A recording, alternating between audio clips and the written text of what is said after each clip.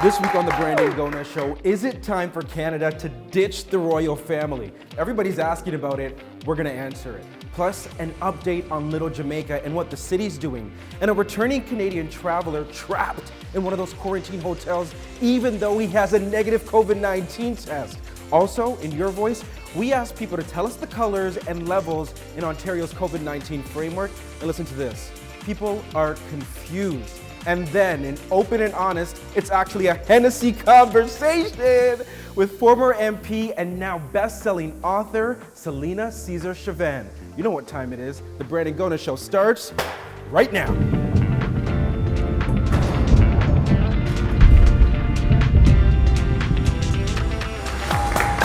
BG Squad, thanks for watching another episode of the Brandon Gona Show. I am so happy that you're tuning in.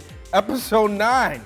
Here we are. So remember, click that subscribe button, tap that notification bell, and make sure to follow us on our socials because we actually have an Adidas competition that I'm going to talk about. But you gotta keep it locked to the end of the show.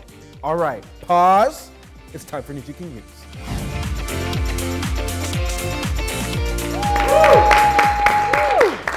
You know, if there's one thing that I really learned this week is that no matter how much money you have, okay, no matter how much money you have. Where are you going with this? Families are messy, okay? Your family's messy, probably. Your family's messy, my family's messy, the royal family is messy. You get where I'm going with this now? Because it's now been a week since Harry and Meghan spilled all the tea to Oprah. Take a sip. Don't spill it though. It's hot, right? And we're now really seeing, right, the fallout as it continues. And we also learned this week that William still hasn't talked to Harry. Look at this. Sir, have you spoken to your brother since the interview? No, I haven't spoken yet, but I will do. So what is he waiting for? That's your brother. What are you waiting for? Are the phones not working in Britain? Does he need credit? I'm not sure. Did you sell credit? Not the Digicel credit. But listen, as this is all happening, we also know that Buckingham Palace, they have responded. You probably saw their statement. I want to read out part of it to you, because for some people it was a little bit weak. They said that the family is saddened. The issues raised, particularly that of race, are concerning, and then some recollections may vary. They also said that they are taking this very seriously, and it will be addressed by the family privately. But here's the thing. We're in Canada, right? So Canadians, can we have a conversation here for a second? Let's do it. We do have to ask ourselves, is this an institution that we want to continue to support?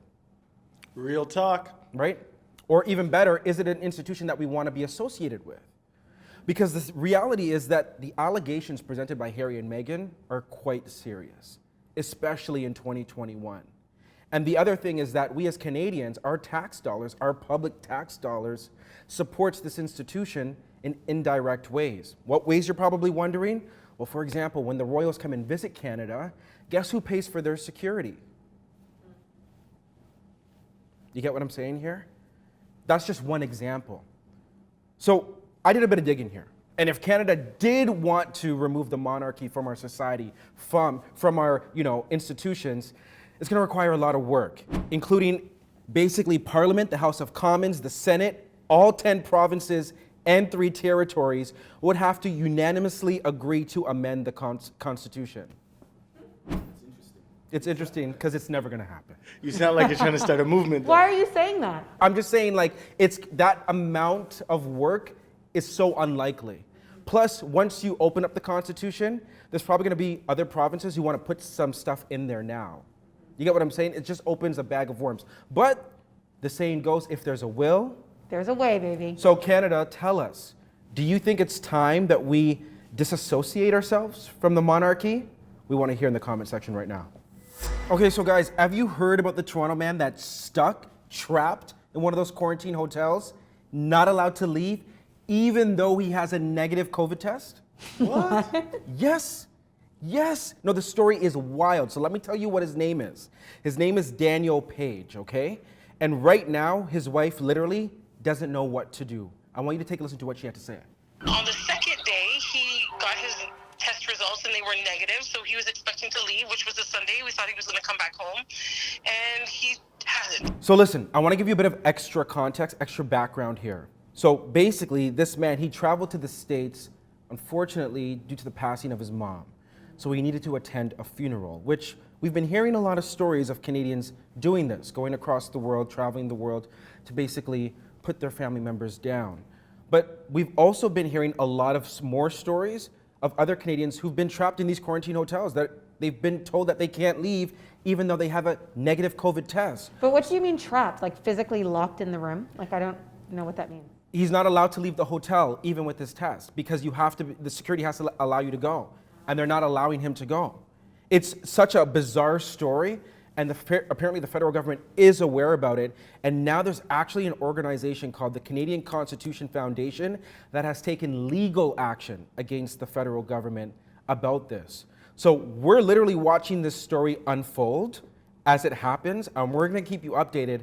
But I do wanna ask you, I mean, should people be allowed to quarantine at home, especially for those who have to travel for necessary reasons? I wanna hear your opinion right now.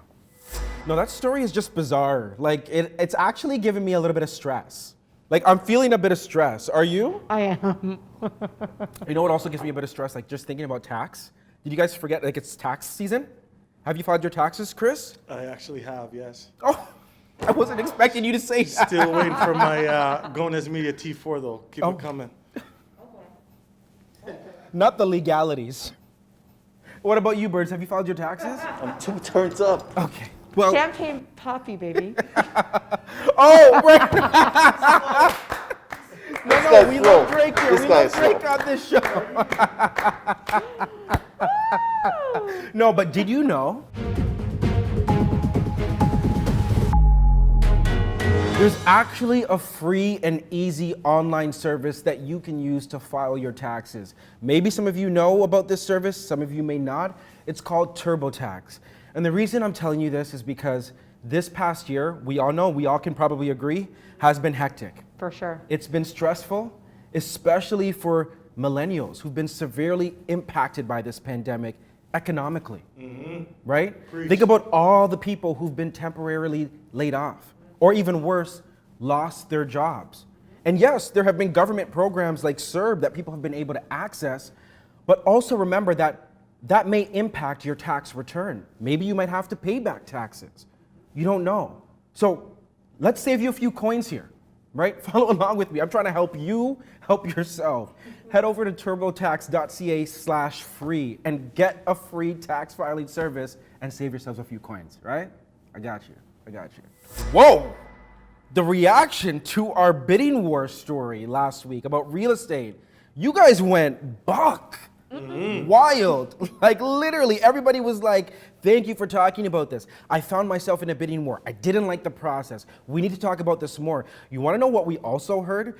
People have been messaging us asking, what can the government do to level home prices? Or at least stop it from escalating at the rate that it's been rising, right? Because affording a home now, especially in the Greater Toronto area, is like almost impossible. Impossible. Right? Yeah. So here's what we did. We did some research for you, and we actually spoke with Tim Hudak. He's the head of the Ontario Real Estate Association, and he gave his advice for the government, for the province, in terms of how to curb the really escalating prices in real estate. And he says what needs to happen is an increase in supply. Take a listen. Speed up the building approval process, allow for more innovation. Like in cities like Toronto, for example, you could do more tiny homes. You could do laneway housing. You could intensify in areas along subways where the government's investing, but old 1970s bylaws say it's only 2 stories. Really, for the public interest, you could grow up there. And those are great entry-level homes for first-time buyers or young families. Those 3 things off the top. And in brownfields, in underutilized government properties, in cities or more rural areas, there's ways you can add more supply so that family that's getting frustrated watching the Brandon Gonez show right now, they'd have a better shot at getting a home and raising the family. Interesting tips, right? Very interesting, but you know what? It sounds like everything he's saying is about increasing supply. Supply is not necessarily the problem right now. It's a shady business practices back to last episode. They need to make these bids transparent. No, that's a good point. It's like if they could resolve that supply issue, but also resolve that bidding transparency issue, then it's like it would be a fair system for all of us, right? I mean, do you have any other ideas, BG Squad? Because listen, I can tell you this, government officials, they watch our show. and they read our comments. So let them know. We have an update on Little Jamaica, and I'm smiling because some of you might be disappointed. Yeah. So you remember a few weeks ago in our Your Voice segment, we went to Eglinton Avenue West. We spoke with the community. They expressed their concerns about the neighborhood being at risk. Let me just run some receipts for you right now. Take a look at this. You know, from the Eglinton construction alone, we've lost 140 businesses. And Look at this. All the empty storefronts. literally. We can see the LRT construction, and it's taking a huge toll on the businesses. There's a plan for the neighborhood. It's called Eglinton Connects. And we noticed that in that plan, Little Jamaica was not mentioned. While we are, resilient as Black people, the places that we call home, the places where we live, we can't say the same for those places. So the city, they held a meeting recently basically discussing if they should designate Little Jamaica a heritage conservation district.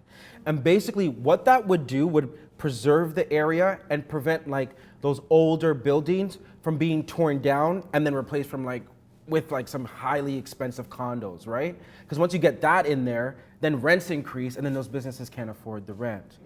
Now here's the thing, council voted against that. What? Yeah. What they voted in favor of was actually to designate Little Jamaica a cultural district. Do you know what a cultural district is, Chris? Not at all. I don't either. I don't either. And neither does council. So wait, Little Portugal, Greek Town, what are those? Are those cultural districts or are those the heritage districts? So Little Jamaica would actually be the first cultural district in Toronto. And listen to this, according to the city, they're actually developing a definition. And it's one of their first tasks of this process. But I don't want to throw too many shots at the city. They also went on to say this, that Little Jamaica is a place where they want Black business and Black culture to thrive. Now, will that actually materialize? We'll have to see. But again, I think it's also very important for the community to speak up and say, what do you want the city to do in order to preserve this area? What actions do you want them to take? Because remember, you vote them in. They work for us. You. Close enough. And you. And me too. And since we're talking about Toronto City Council, their meetings are a mess, eh? Have you actually ever watched a Toronto City Council meeting? No, you don't want to. And actually at the last one, a staffer dropped the F-bomb. What? Okay, let me just play it out for you. They got HR over there? I would hope so. So let me play it out for you because all the councillors were on this meeting. It's their monthly meeting. And it's run by Councillor Frances Nunziata, right? And basically she was telling everybody on the call, the virtual call, we're running out of time. We might not get to all of the items on the agenda. Then the city staffer, and it happens to so many people, they forget to what? Mute themselves. It's 8:15. Because you can't get your done. Yeah, because we want to finish by 9 o'clock. Whoa. Who just said that? Who said? Councillor Ainsley? Talk about hot mic. Hot mic for real. Honestly, there's only one thing to say about this, right? We know what it is. What is it? Excuse me. You're doing too much. And I know the councilors are probably going to be watching this and be upset with me, but it is what it is. That's your news you can use for the week.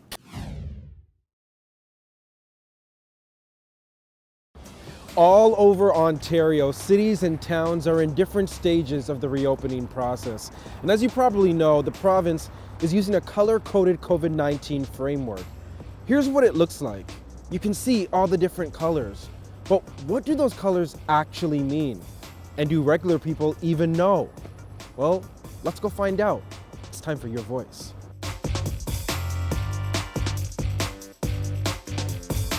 So have you guys heard about Ontario's color-coded COVID-19 framework? Yeah.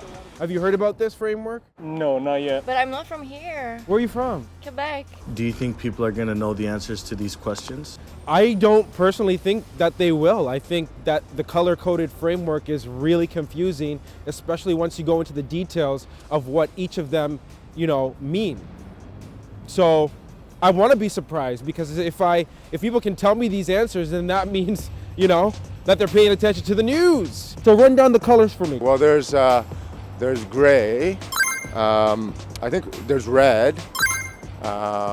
Those two I know. I know there's the red zone. I think there's green zone or something like that. Well, I know that there's gray here. Yeah. But that's the only thing I know. Is there a blue zone?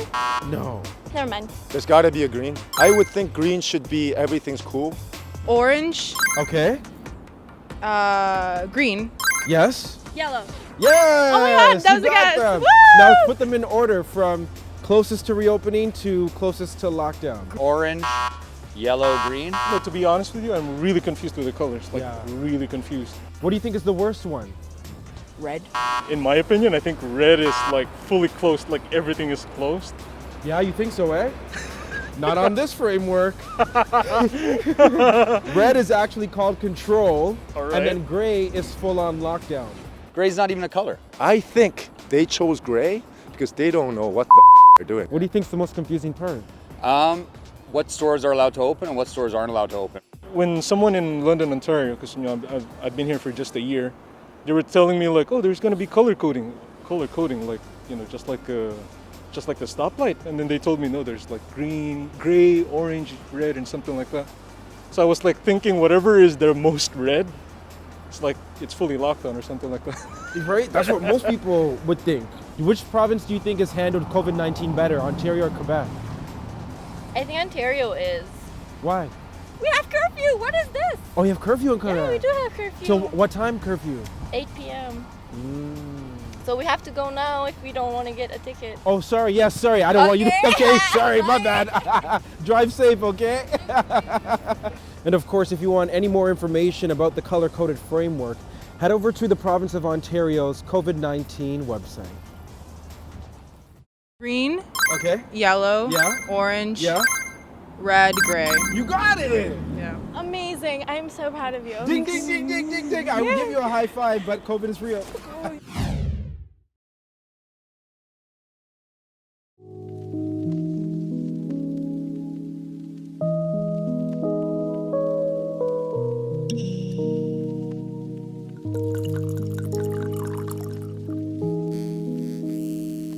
ABG Squad, in our second Hennessy conversation, we're going to be speaking with a woman who is the true definition of intelligence, strength, and pure authenticity. You know, she's someone who never stops, and more importantly, never settles. I'm talking about former MP and now best-selling author, Celina Caesar-Chavannes. My name is Celina Caesar-Chavannes, and I'm running in Whitby, Oshawa. So, Mr. Speaker, I will continue to rock these braids for 3 reasons. Number 1, because I'm sure you'll agree, they look pretty dope. Number 2, in solidarity with women who have been shamed based on their appearance. And number 3, and most importantly, in solidarity with young girls and women who look like me and those who don't. Might be good, since that message did go out, that I sit as an independent for the rest of the term that I'm here. Celina, cheers to you. Well, I didn't put my pictures in my thing yet, man. Okay. I'm excited. I'm excited to talk with you. Well, okay, hold on. Alrighty. Celina, cheers to you. First and foremost, thank you so much for having this conversation with us. We have a lot to talk about. We have to talk about everything that's transpired over the last little while in terms of speaking your truth, your book that you have out right now, which I know has been a bestseller. Congratulations on that. Can you hear me now? Can you hear me now? I can hear you. I thought over the clinking of the glasses, you couldn't hear me, but you could hear me though still, right? So let me just ask you, like, how have you been, first off, like during all of this crazy year that we've witnessed, that we're still in a way, how have you been? You know what, Brandon, I've been good. When we think about the grand scheme of COVID and the intersection of racial inequality, what we're seeing in Toronto right now with the disproportionate number of Black people, racialized people who are getting impacted by COVID-19, we don't have a choice but to count our blessings, like now more than ever. You keep it so real, you keep it so authentic. And in your book, you dived right into it. So many people know you as this former politician, and we'll talk about, a bit of your time in that. But for me, what was fascinating is when you kind of, unpeeled the onion a little bit there. And you talked about, being from Grenada and coming here, and that relationship that, kind of that pulling relationship you had with your mom. What was that like for you? Yes.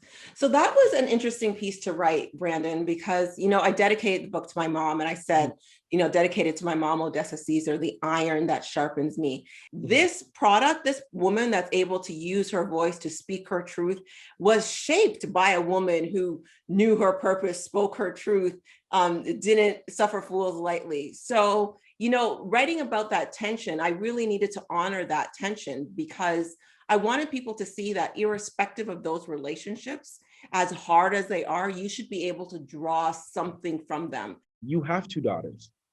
And so, what's that relationship like with them? So when you read the book, you see all the kinds of trouble I got myself into as a young person, right? So people always say, so are your daughters like, how do they behave? They are these fiercely independent women because I have been very forthcoming about my mistakes to them first, of course. And so they know that their mother isn't perfect. So they also know, look, I could come to you, I could speak to you, I could figure things out with you no matter what.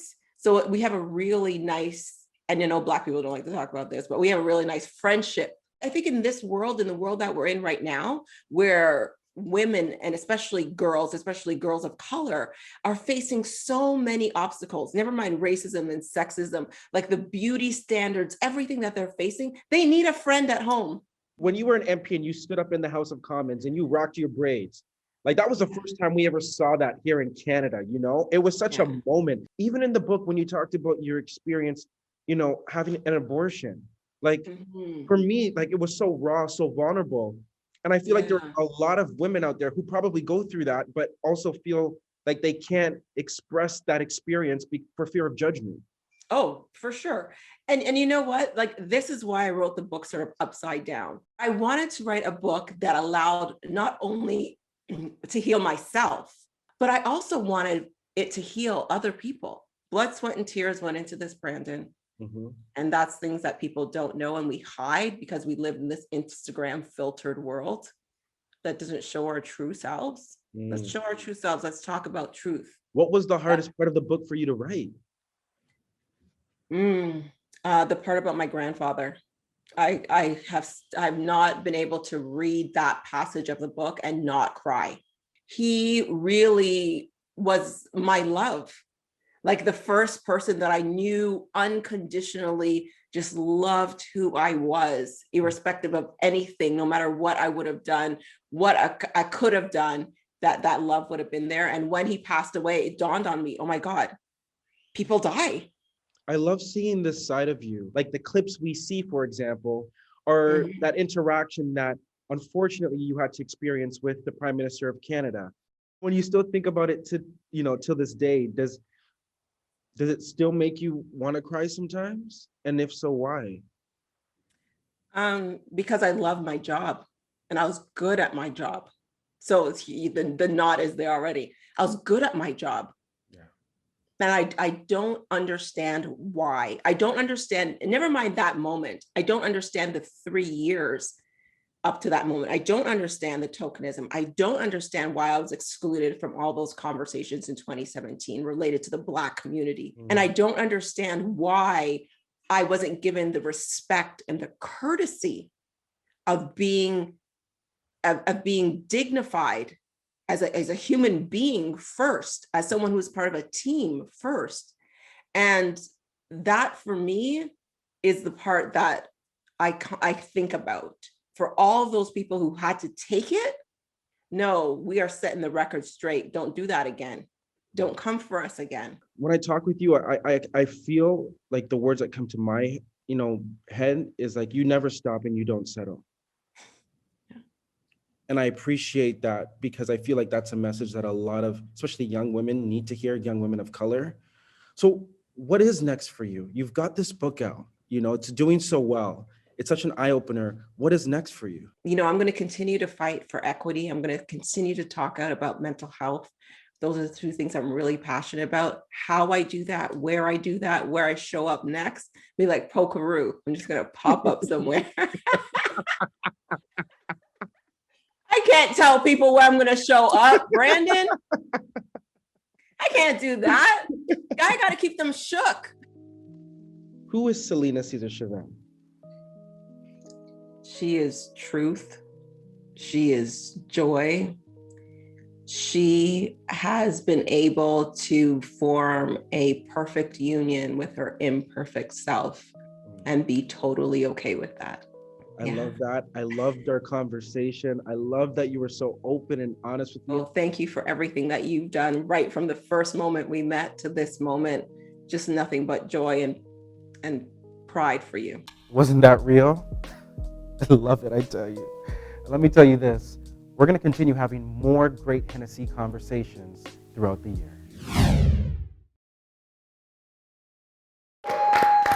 All right, here we are at Good News, and I'm really excited for this story because it's about a school principal. Has anybody here been in the principal's office? Several times. Exactly. Right? Now, don't you wish that your principal gave you compassion? Yeah. Right? Well, I got a story about one principal who went the extra mile. Watch this.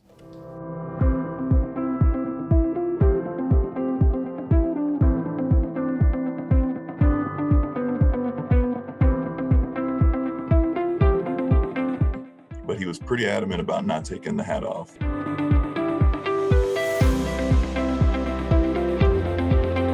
I said, hey, if I line you up, if I fix your line, will you take the hat off and go to class? And he said, yes.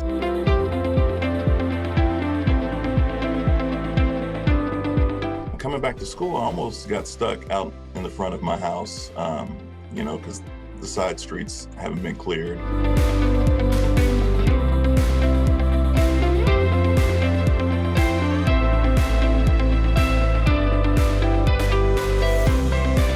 I try to bring up, possible careers and things like that to try to get them to think about the future and to dream and set goals.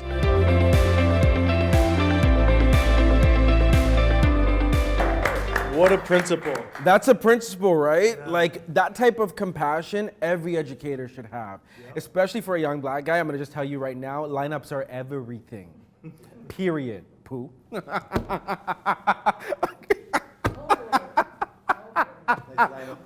Chris, still looking good though. Don't let them stop you from doing your thing, okay? By the way, we talked about the competition that we're launching, the Adidas competition. So you're probably wanting more details. We have them for you.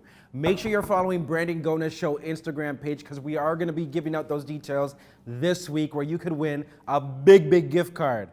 A big, big gift card.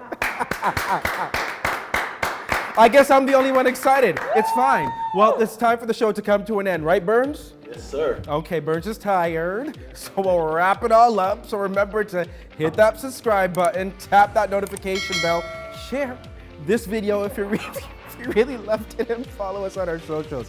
BG Squad, we say it all the time. Oh, if you have any good news stories or any stories, news@BrandonGonaShow.com. Now we want to say it. We love you for watching. See you same place, same time next week. Oh my God, it's time to go. Bye!